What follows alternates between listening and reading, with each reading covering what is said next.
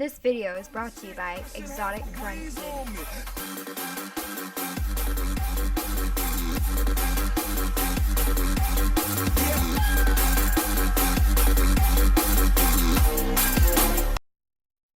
Exotic Grunt here with our top most anticipated games of 2017. Ben, what are some of your most anticipated games of 2017? Some of my most anticipated games have to be Injustice 2, Mass Effect Andromeda, and Halo Wars 2. Okay. I'm excited about Mass Effect Andromeda because I've played all three other Mass Effects, put countless hours, countless playthroughs in the Mass Effect series. It's truly one of the best sci-fi series out, just in terms of storytelling and character development. It's great. And as the series went on, the shooting elements and the action elements of Mass Effect also got better. Yeah, I'm also excited for Mass Effect Andromeda, but for a somewhat of a different reason, because I haven't played through the whole series. Definitely not anywhere near as much as you have. I remember playing the first one a little bit, and when I started playing it, I was just so amazed by how large the actual universe was and how many different planets you could travel to and how diverse they were. And I'm excited to see that return in a new game that's kind of modernized with fresh, polished mechanics that we got to kind of see in the gameplay trailer with again, the classic over-the-shoulder combat shooting system, and the different abilities. It looks good, it looks polished, and I'm excited to see, from what at least I've heard, a lot of strong character roles that are present in the Mass Effect universe. That's one of the kind of staples of that game series. I'm excited to see that really pan out, and I'm interested to see how they do, because they said they're not bringing set classes for your main character. So I'm interested to see how that plays out, because that was like a big thing about the multiple playthroughs of the other Mass Effects, was trying different classes and see how they worked. Yeah. Might work, might not. But so another game, Injustice 2, I'm super excited about. Fighting game like Mortal Kombat X by the same developers. Yeah. I got super into Mortal Kombat X. It was kind of the first fighting game I got good at. Yeah. Me and my friends down at school, we played all the time, probably every day. So I'm looking forward to a new fighting game, and it's set in the DC universe. I haven't played the first Injustice, but I'm excited about it being set in the superhero universe. Having Superman, Batman, fist fight. Sounds cool. Sounds good. That's the ticket for me. I know they're not bringing fatalities back, because, you can't have the Flash ripping off Wonder Woman's head. Yeah. It'd be a little weird, but I'm still looking forward to it. Yeah, and I also think that'll be not necessarily on my list, but I definitely agree, and it's definitely on my radar, because I also think it's coming out at a great time where there's this kind of superhero comic revival, I think, now that we're seeing, where superhero movies are... DC and Marvel movies coming out they're coming out all the time, and they're not something like... They don't have the stigmatism behind it of, like, only nerds go see that movie. Like, that's not what it is anymore. Like, everybody goes see... It's like a mainstream movie It's now. A mainstream... Like, that. Those are the action films of our time now, and everybody goes to see those, so... I think it's really popular, and it's going to catch on fast, and I think it might even do better than Mortal Kombat X. I really do. Yeah, it definitely has more of a child kind of catch to it, because you're not gonna, like, parents are gonna be okay with their children playing it, and because it's PG-13, right? Yeah, no blood comes out really. I don't believe. Yeah, nothing gruesome like that happens. And they're definitely doing that for a reason. Yeah, they're good about hitting the right audience with it. So, and the one wrapping on my list is Halo Wars 2. I was super into the first Halo Wars, and to be honest, I love strategy games. I'm not the best at them, I'll be honest. I play a little bit of StarCraft 2, not that great, but I try.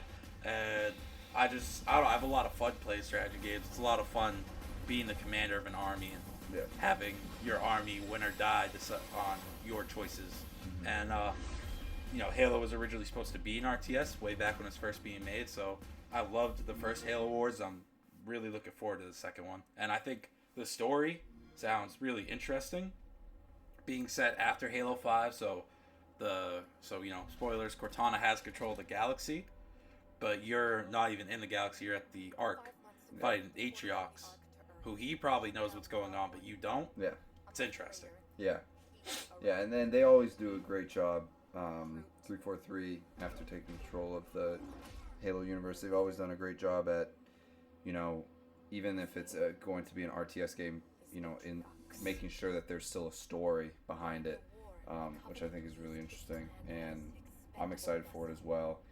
I didn't play the beta, and I didn't really play the first Halo Wars, but I played a little bit of StarCraft with you, and that's obviously a much more like In depth. toned up Yeah, version that's of what Halo Wars Oh, is yeah. and will be. StarCraft So 2 is way more. it's in-depth nice every to time. have my first RTS games that I've really played be kind of up there at that tier and that level, and then be able to kind of get into a RTS game that is probably more at my skill level and be able to kind of go into it maybe a little bit more prepared than a lot of the other people who only played Halo Wars beforehand. Yeah.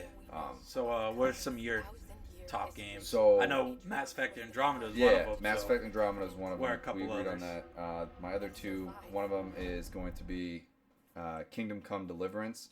It's this game based off the premise that it's a dungeons, no dragons, open world RPG game. So you basically take on this role of I think you're just like a regular peasant. You're not like a noble or a knight or anything like that. And you know, it's going to be a quest fetching game, but there's going to be dungeons. You're fighting. I don't know. I think I played a little bit of the alpha. So you go through and there's a lot of different interesting aspects of the game and mechanics that make it, I think, give it potential. One being the combat system.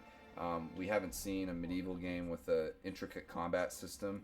Not even Skyrim's was really that complicated or complex. It was for the Elder Scrolls, but not necessarily as an actual combat system. It was very much like you have to go into the battle prepared, and you're either going to win or lose based off of what your level is. It doesn't require the player to really be advanced too much. So I think this game, it requires a certain knowledge of how to use your sword and your bow and arrow in the game.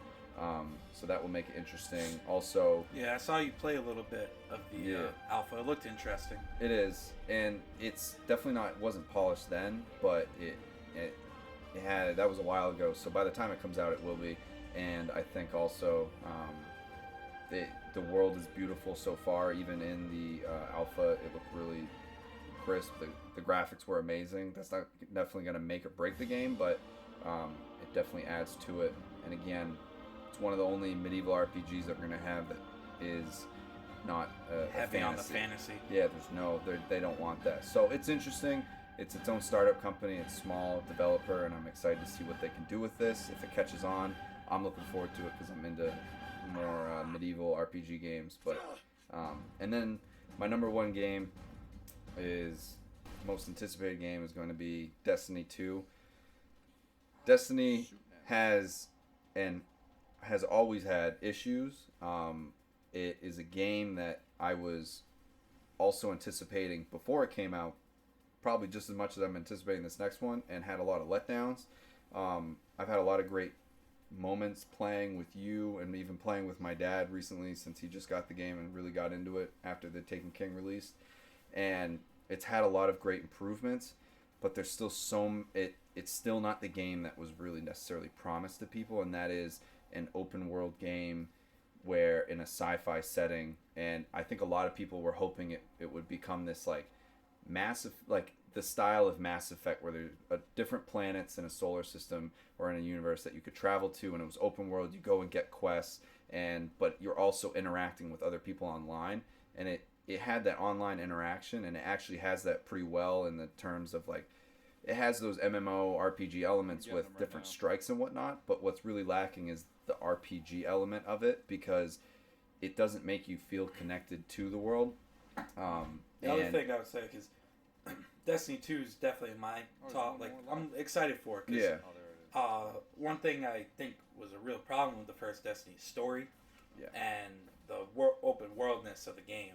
And I definitely think they've gotten better in the story and aspect, like with the Taken King. Taken King story was good. Yeah. So the next aspect I want them to address, what I think they will, and I hope they will for Destiny 2, is definitely that open world. Yeah, and they've even said there's this person that I guess has an inside source at Bungie, and he works for Kotaku, and I guess he was right in beforehand, I think, with like the Taken King release on what it would be and what was going to be included in the changes.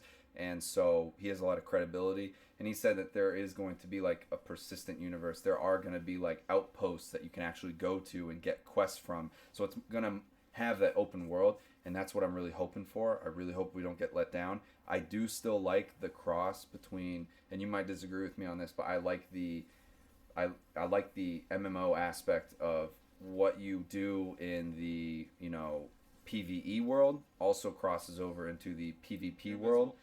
So you feel like while you're doing everything, you're building your character, no matter whether you're fighting against other real people or you're fighting against AI, you're still improving your character and you're progressing with them. And I love that aspect of MMORPGs. And so what Destiny really needs to fix is solidify a storyline, and to stick with it and have good storytelling, and to also have that open worldness. And if they do that, that's why I'm anticipating it, because I think they will. And if they do, that's going to be the Destiny that everyone was originally expecting, and I think it's going to be a big hit if that's how it comes out. But so yeah. All right, everybody. Thank you for listening to our podcast. Yeah, thanks for watching. Stay tuned. We'll have more content coming up in the future. And yeah. See you online. See you online.